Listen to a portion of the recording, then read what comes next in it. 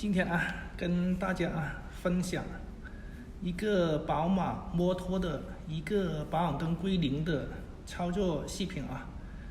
我们在操作之前我们先准备一台检测仪700 Pro， 然后呢，主线这边连检测仪，然后主线的另外一端连一个 OBD 的一个诊断接头因为这台车子是一个20款的一个宝马 CC100我们看它的插头它是在这个电瓶的上面那这里有个 OBD 的插头，我们把它拔掉拔掉之后呢，就跟我们的这个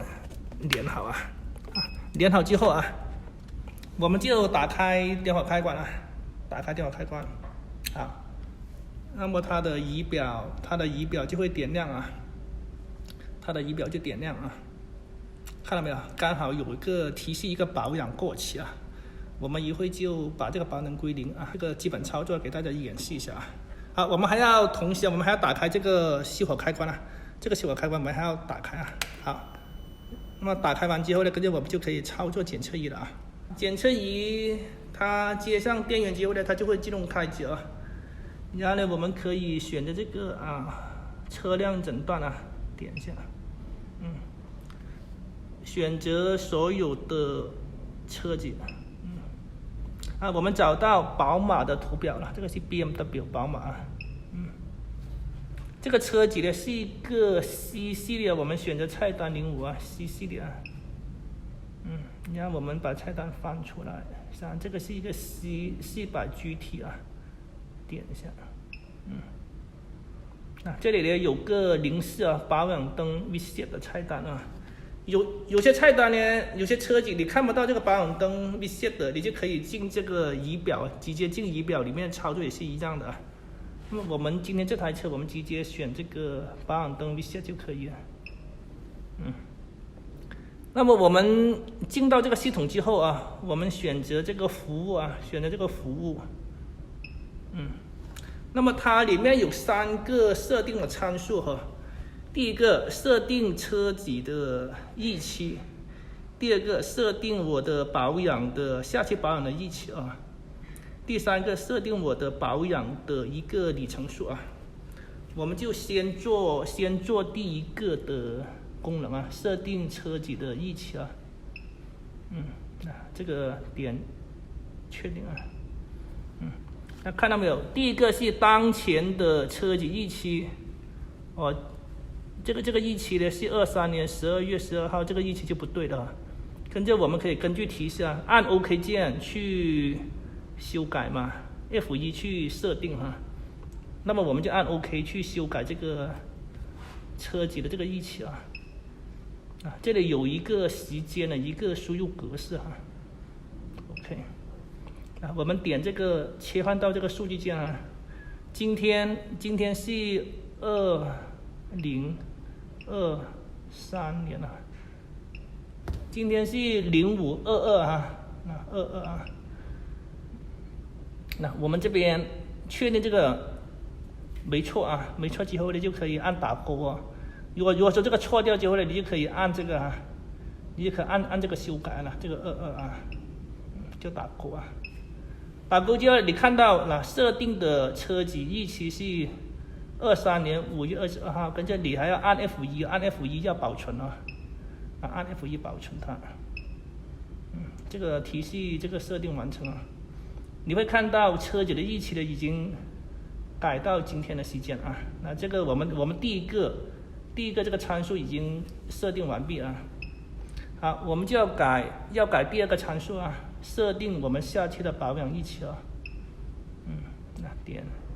确定那我们这里呢有3个数据一个的是当前的车子日期是23年5月22嘛，那么它当前的服务日期是23年11月10号，这个是肯定不对的。跟着最后第3个是设定服务日期嘛，它会默认为今天所以说我们的宝马的服务日期的一般来讲它是半年，它增加半年或者增加1年嘛，半年跟1年之内按 OK 键修改 F1 保存了，我们按 OK 键修改它。这个是一个时间格式啊，这个一样切换啊。也就是说，我们在今天的时间往外加半年或者1年啊，我们就可以把它设定为2024年啊，杠，我们可以设定为05-05吧，就等于说24年的5月5号啊，它的下期保养的日期啊，这个设定完 OK 就打勾就可以了。看到我们设定的保养日期是24年5月5号呢，记得要按 F1 来保存啊，按 F1 来保存。看到没有？中间这个服务时间就到24年5月5号啊，这个下期的保养日期已经设定完了。好，我们还要设定第3个参数啊，设定我下期的保养公里数啊。点